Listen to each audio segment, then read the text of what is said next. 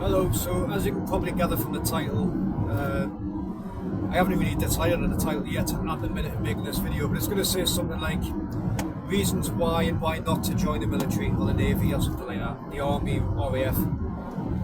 So I'm actually, as you can see, driving now. And I've just left the Navy base down in Cornwall for the last time. And this is my final drive up north as an enlisted person. So my ID card there, just had the just cover some details there. It's at the corner cut, which means done. I did 22 years and 6 months. I extended 6 months. I offered a 6-month extension because they were really stuck where I worked. They were really short of personnel to cover the positions that they needed to fill. I offered 6 months. It was an extra 6 months guaranteed employment and an extra 6 months down in Cornwall. Basically, I've lived in Cornwall for roughly 10 years. We'll take time out of that for deployments and been away pretty much for free. At one point I was paying £70 a month accommodation fees. The food you'd probably get for £6 a day if you went to the mess every day. I didn't, I bought food. But that was a really good plus of what we did. I managed to live in Cornwall for a long time, for next to nothing. This guy's going to pull out on me, yes he is.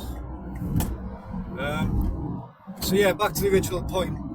22 years, 6 months. Now I'm not going to sugarcoat it. It's been a fucking hard slog. There's been some incredible experiences. I've worked with some fucking amazing people, really good people. I gained some civilian qualifications, but the amount of stuff that I got trained in and I could do, it doesn't cross-reference to the outside. You know, you're not going to work on flight decks in a city centre somewhere. You can't work on flight decks to a degree on civilian ships doing what we were doing. Trained firefighter. I don't really want to go into that, to be honest. But a lot of the stuff we got trained on, they were very careful not to give you the civilian qualification. Thankfully, I've got a management qualification. I managed to get a teaching qualification out of it. But a lot of the courses I've been doing the past 2 years, I've had to use my called ELCs, Enhanced Learning Credits. So this is what we're going to get into. The benefits when I joined. You did 4 years of service and you got £4,000 or £5,000, which was taxed, but you got a bonus. And then if you did 8 years service, I think you got like another £3,000 or £4,000, roughly like that. If you didn't take the first one, you can amalgamate the two together, and you could have an I think it was £11,000 back then. Maybe, I'll have to look. But then obviously you got taxed a lot more because it was a bigger lump sum. So you're better off taking the two. And that was to keep you in. We'll give you this money if you give us another 3 years. And then you hit the 12-year point. So you did your 4, then they changed it to 5, and then they changed it from 5 and 8, I think. So you take your 8-year lump sum, you're ours for another 4 years, otherwise you pay that money back. That was their mentality. And then you hit your 12-year point, you're in your half pension. So you get a half pension. That's very nice. But once you're in that 12-year point, for my trade, Fleet Air Arm, you either decided to leave, which a few of my friends did, they saw sense and left with a half pension, or you were, by 12-year point, you were promoted and you were getting a good income, and you probably had kids, maybe a wife, and if you had kids and a wife and you worked there, you were probably in a married patch. So you might not have had a house. The married patch was very, very little money, maybe £250 a month to live in a house, and you pay your council tax and your water. Your wife might have been on an income by the time the kids had school, so you're living very comfortably. And that trapped a lot of people in, because obviously you didn't have to think about mortgage, bills, you know, all that kind of stuff. It was a very cheap way of living. But the caveat with that is, if you had to move around to different bases, your family obviously had to go with you. You had to move your kids out of school, everything like that. So yeah, 12 years, people left. The ones that stayed, I generally enjoyed what I did for a good number of years. I enjoyed the work, and it was decent money. And I looked on job websites to match the salary I was on, and it was actually incredibly hard to go into another job without certain qualifications, experience, all that kind of jazz. So I stayed, and I was married in a married patch at the time, no kids though, with an ex-wife. That's another thing. You hit a certain point in the military, it's a high divorce rate, so that's a con. Why not to join the military? You will probably end up divorced. I'm not saying you will. There's a lot of happily married couples, but they've had the struggles. But the divorce rate, and especially what I've seen over the past 22 years, in multiple bases, multiple ships, is extremely high. So they took the bonuses away. That's another thing. When you finished your basic training, just winding back a bit, you'd finish your basic training, you go into your trade training, and you'd be what they call a 1-star, an AB2, so second class. You do a task book and you get a star on your arm, you get a little star on your branch badge. That means you were fully OPS, you were trained, fully fit for fleet service. You got a little pay rise. They've done away with that, you don't get that anymore. So there's no incentive to finish your task book. They changed the pension schemes, so the pension schemes aren't as good. The scheme that I joined, when it comes to courses, when you could leave, you do 8 years of service, and then all of a sudden you get £6,000 worth of what they call learning credits. Now you can only use these at £2,000 a time per financial year. So I started resettlement a couple of years ago, knowing I was coming outside. I used £2,000 to do NEBOSH health and safety courses. So my course provider kind of like put courses together. This year I've just done a lot of first aid instructor courses, medic instructor courses, safeguarding, all that kind of stuff. And then next year I'm looking at potentially my NEBOSH diploma. So that works by basically going onto a website, making a claim, making sure the learning provider who you're taking the course with is registered with LCAS. If they are, great, they'll send you an invoice. You send that invoice to LCAS, the organisation that runs it all. And you never see the money. It's like a credit note, it's like an IOU to the provider. But you pay 20% contribution, which is, £2,000 going to be £400. So you get £2,000 worth of courses for £400. If it's over £2,000, you pay 20% of that. If that makes sense. They've done away with that, you don't get that much anymore. So it's coming on now to pros, really. There's not a lot. My current wife, my second wife, my wife now, isn't say current wife, like a fucking throat chopped. So my wife's in the military, has been for 9 years, doing the same branch but different trade. And she doesn't get any of the bonuses or benefits that I did when I joined up. So she's looking at potentially doing another couple of years. We're trying for a kid. I'm 41, I've lived a life. I've kind of done life backwards. Usually people have children early, raise them, and they enjoy the 50s or 60s.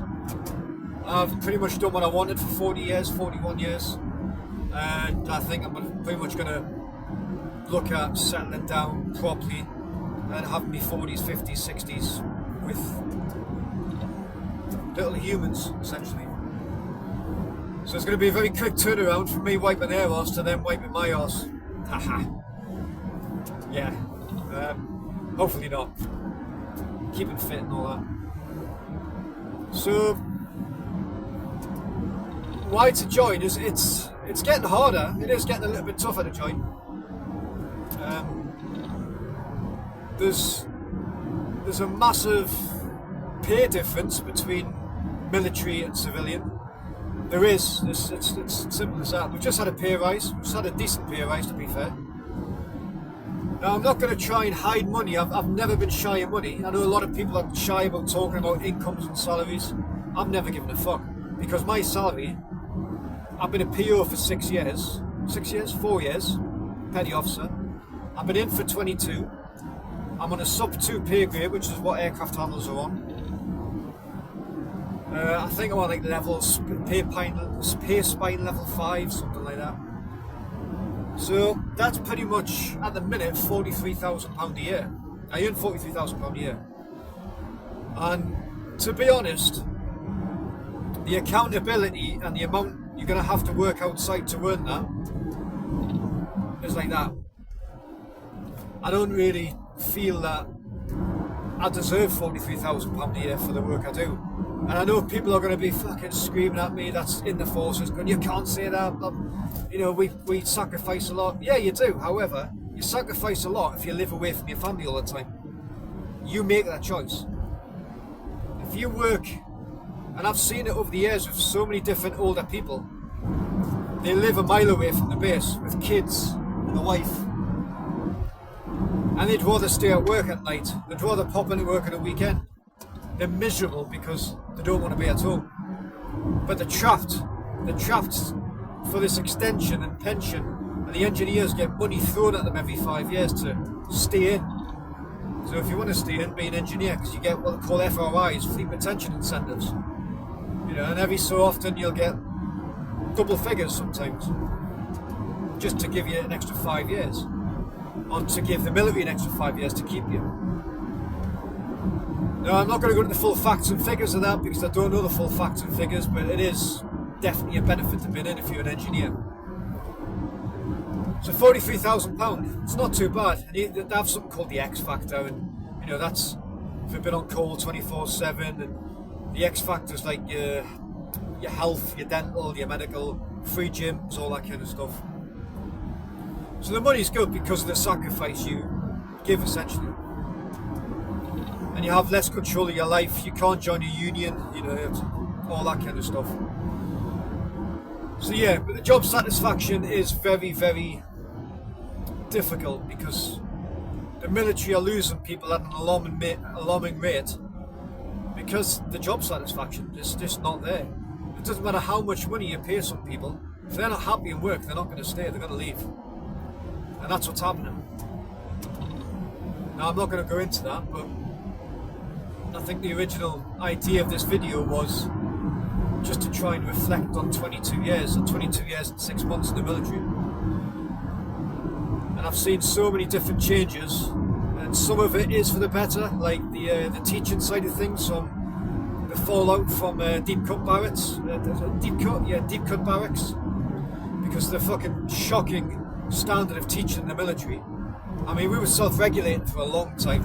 We didn't have qualified teachers teaching us. It was just if you've been in long enough and you were a bit experienced to go and teach people that. We had no fucking clue on proper teaching techniques, how to correctly integrate with students. We didn't know how to deal with neurodiversities. We didn't know anything else apart from sit and slam PowerPoint down your fucking throat. So the teaching was fucking awful when I went through. Just flat out fucking bullies, some of them, and they were. It was a fucking horrible atmosphere in that training school for a long time. And you fucking had, even when you were in for a few years and you just popped in to get something, or popped in on a secondary course or a top-up course, you flinched when you walk in the door because you just didn't want to be in that building. It gave me anxiety, it gave a lot of people anxiety just fucking stepping through into there. And it's changed over the years. It has got a hell of a lot better. With the Defence Trainer course, the Advanced Carer Trainees course, and you get your level 3 teaching qualification out of it, which is where I've managed to start instructing stuff.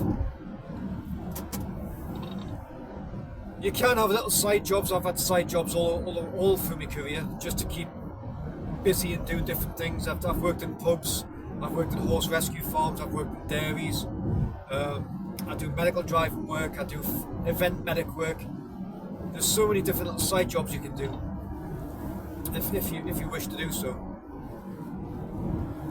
Now, when you're in the military, and you'll see there's so many different shortages of personnel in different trades as you go through.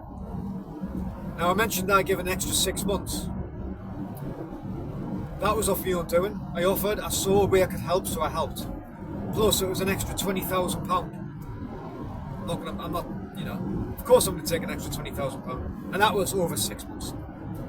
Plus a couple of little side job pays, so it was extra money. It meant I could use my second entitlement for learning credits, which meant that's another thing. When you use your learning credits when you're enlisted, when you're still in, you get your travel paid for, your hotel and accommodation paid for, and your food paid for, up to £30 a day for food. You get your fuel there and back, you get your hotel close to the venue where you're training. When you're outside, you don't get any of that. You just get the course paid for. So you have to sort your accommodation, your fuel, your travel, your food. If you're in employment, you're going to have to take that time off work or do it between jobs. It's up to you. So yeah, the big benefit is when I've now done 22 years and a half. My last day in uniform was 3rd of July, it's 27th. I've been hanging about the airbase like 20 odd days, just tying loose ends up and doing courses and taking on extra work and spending a bit of extra time down there. I've got a car full of me life. I'm going to go back down to Cornwall at some point to get a motorbike and come down with a van to take stuff to storage. My TX day, my final day in service, recognised day of service before I officially become a civilian, is the 30th of September. It's the 27th of July now. I've still got a payday in a few days' time. I get one at the end of August and I get one at the end of September. So I've still got, another 3 paydays. August. Yeah, another 3 paydays. So what's that? Just call it £10,000. I've got another £10,000 over the next 3 months. I don't really need to work, so I've got a couple of months off. However, this is what I want to try and get out to service leavers. I know it's a long video. Start your resettlement fucking early. Use the full 2 years. Within 18 months, you should be looking at courses. You should have done a resettlement workshop. You'll get an automatic notification on your JPA to say you need to do a resettlement workshop. Fucking take it. Tell your command in the GSP, if you look at the GSP for resettlement, establishments should support you in your last 2 years of employment. Should support you. Unless it's operationally fucking essential, you should be allowed to go on courses, do resettlement briefs, all that kind of jazz. They'll try and tell you it's in your last draft and last assignment. It's fucking bullshit. It's there in black and white in the text. Last 2 years or last 24 months. Alright? Enforce it on them because they won't let you go. Do what I did and just say, I'm going. This is my fucking entitlement. I am going. And then go from there. What are they going to do? Fucking sack you. You're leaving anyway. Probably shouldn't say that, but that was my mentality. I actually took it a different level and I actually left the ship in Dakar, Senegal, because the captain at the time refused to let me off. So I packed my bags and left. And they couldn't do me for being AWOL because I went into the office back in Portsmouth and says, I'm here. I'm not going back to the ship. I went back to my assignment coordinator, asked to be assigned in the lower rank down. Anyway, they saw sense and realised they were fucking wrong. But that was the only time I stood up for myself. Back to the original point, resettlement. Start early, think about courses. I've got a friend coming out now and he's out in the next year and he's shitting himself because he doesn't know what he wants to do. So at the end of September I'm a civilian. I get my final pay. And the benefit I had was being a member of the Armed Forces Pension Scheme 75, AFPS 75. They changed it in 2005, they give you the option. I didn't change, I stayed on. I couldn't be bothered to do the paperwork. They forced everybody onto a pension scheme in 2015 with the firefighters and the judges. Fucking force a judge into doing something that was going to bite you in the arse. Of course it did. The McLeod judgment came about, and they basically ruled against the government. Of course they did. It was a fucking court. The government were forced by law to revert people back to the 75. So I get an immediate pension at 41 years of age of £14,000 a year. I could have £15,000 a year. This is all rank based, by the way. It'll be different for everyone. So I could have had £15,000 a year and a £34,000 lump sum. Or I could what they call amalgamate or do the commutation of going from £15,000 a year to £14,000 a year to take a bigger lump sum. Hope it's making sense. So on the 3rd of September, I get £49,000 lump sum.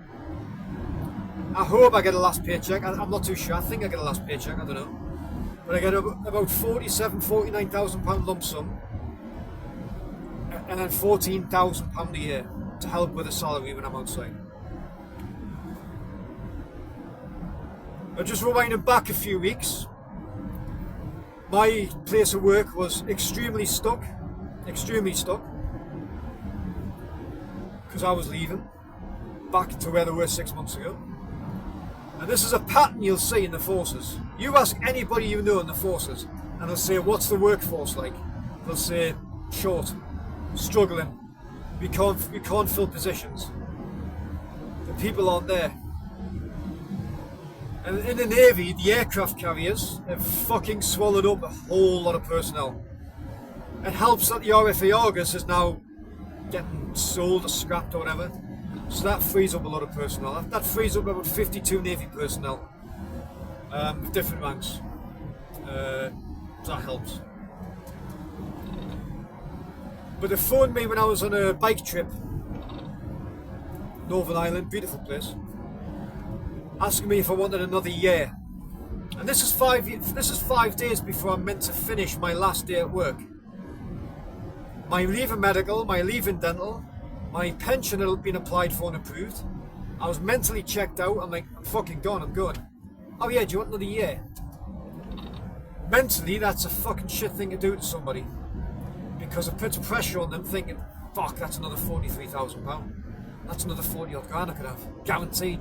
Healthcare, free gym, free accommodation. I live in Cornwall for another year.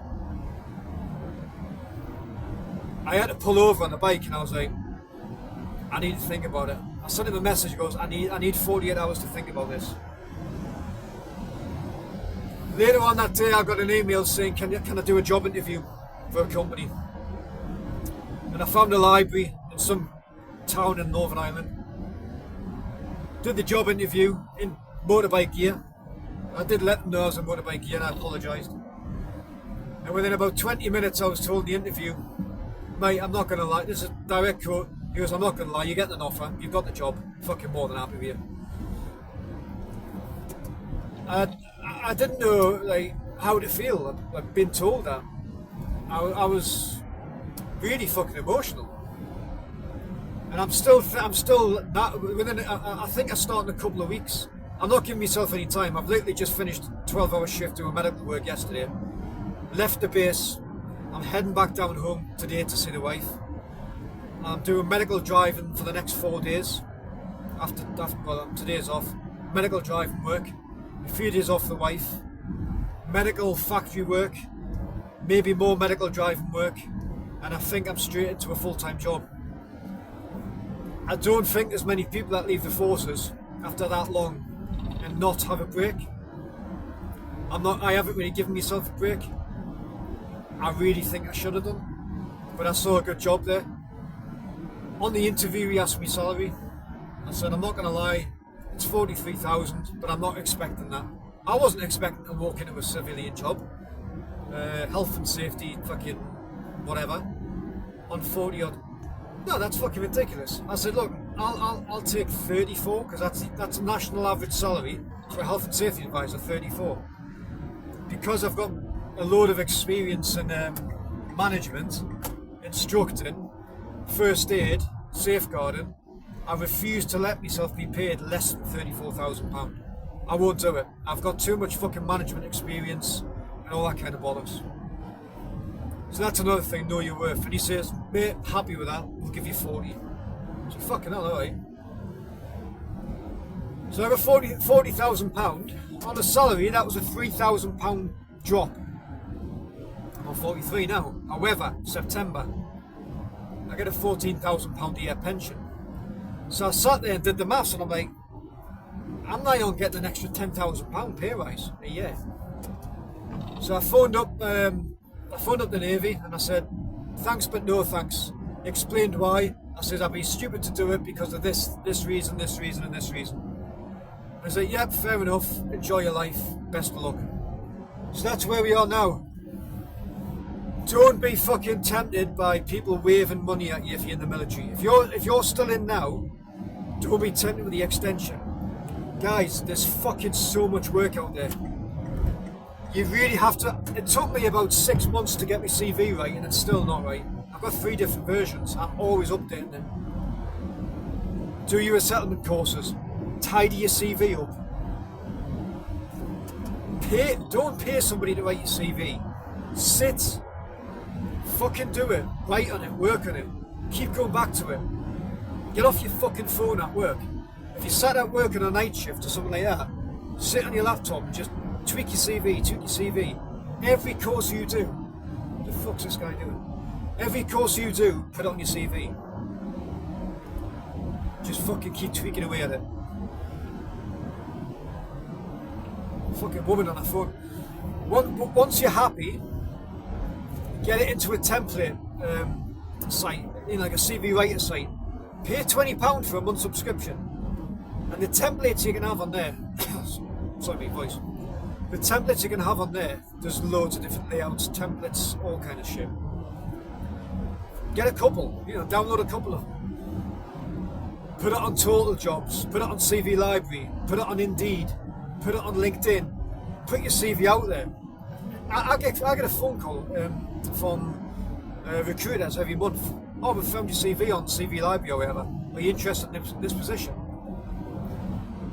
I've applied for 70 jobs over the past 12 months. I've had about fucking 50 rejections. I've had about 15 interviews. Every single interview I ask for feedback. I must have done about 10 job interviews. I never even wanted the job. I just wanted to practice. But interview for jobs you know you're not going to want in the future. And it's literally just to get that practice in. Because when you've got nothing to lose, you can be very honest in interviews and you can find out exactly where that boundary, where that line is. It sounds shit for recruiters. Recruiters, I'm sorry. Yes, it's wasting time, but it helps you. It's a brutal truth. I wouldn't dare do it now because obviously I'm on site. But when you come into your last 12 months, get good at it. Research the company. Know where you've just missed. I just missed an interview because a candidate knew a little bit more about the company than me. It was my own fault. So get on your fucking CVs and get them down. Don't be scared of leaving. If you have to take on 2 or 3 jobs, take on 2 or 3 jobs. I've got 3 jobs going at the minute. Medical cover, high-rise fire and evacuation services. I do medical courier work. Just put yourself out there. There's work out there. There's so much work out there, and people don't realise until they leave and they think, "Fucking hell." And when you talk to people inside about other people who've left, a lot of them do quite well. Some of them don't, but a lot of them seem to do very well for themselves. So the military fucking scares you into staying in. Anyway, the pros are free gym, free healthcare, see the world. You'll be treated like an absolute fucking moron for a good few years. If you come in with some life experience, not so much. But the quality of people you work with will be mixed. You'll work with some absolute fucking monks, and I will say that word, fucking monks, who joined from school, don't have a fucking clue about life, and the military just fucking coddled them up, and life to them is just getting drunk and just been a fucking all-out idiot, to be honest. And I've seen it. It's true. The quality of people coming in the military now is dipped massively. You get some fucking good people in there, mate. Somebody's just come through basic training at my branch, and she was a police officer in the Midlands for 3 years. You don't get much more life experience than being a fucking police officer in a big city. And then you get an absolute fucking moron who can't tie his own shoelace. So yeah, just be wary of that if you're coming in, you're a bit switched on. You'll work with some fucking cretins. Another thing is, they're starting to phase out now, but the crusty old fucking chiefs and warrant officers who've been in forever and a day, 30 years, scared to leave, absolutely fucking shit themselves at the thought of writing the CV. And I've seen it on LinkedIn. I've seen warrant officers leave with 32 years experience going, can anybody help me write a CV, please? That's what your fucking resettlement workshops for, mate. And I've got no sympathy for people in the fucking 40s and 50s who haven't got the fucking finger out their arse to write themselves a CV, knowing that they're going to leave. Sorry, mate, fucking no experience. You're a dad, married probably twice, kids. You fucking barked at your chiefs and your POs just to fucking sort things out and make your life easier. And you can't be asked to fucking get yourself a CV together. So you'll throw money at somebody to do it for you. I'm sorry, that was a rant, but I've got no fucking respect for people like that. Who can't fucking sort themselves out on the outside world, but a grown fucking man. I've been to employment fairs with officers who've been in the military all their life, and they haven't got a fucking clue. That's why I've constantly done civvy jobs outside. I've done little part-time jobs, just to keep me fucking hand in. Anyway, that's another one. Get all your shit in one sock 12 months before you leave. If you're fucking panicking about resettlement and your last 6 months, you've done something seriously fucking wrong. You have to get on the ball and think 2 years ahead. You've got to think, what qualifications do I want 2 years from now? And a lot of people would just say, don't know. Fucking think about it. Think about what you want to do. Look at your skill set, what you can top up, and just think, what can I do? You're going to have to do it. You can't just fucking go out and stack shells. You got £6,000 to use on fucking courses, man. Have a go. Choose a career path. Choose a trade if you're really fucking handy. Set up a business. There's fucking all sorts you can do. Anyway, hope that was helpful. Fucking hell, 32 minutes of me ranting. But yeah, the military's been fucking good. It's well worth it, even if it's just for a few years. Get in for 4, 6, 8 years, get some qualifications under your belt, use the money you get paid to fund some qualifications, potentially get a degree through the military because you can, and then look at an exit plan and come out. But always think 18 months ahead.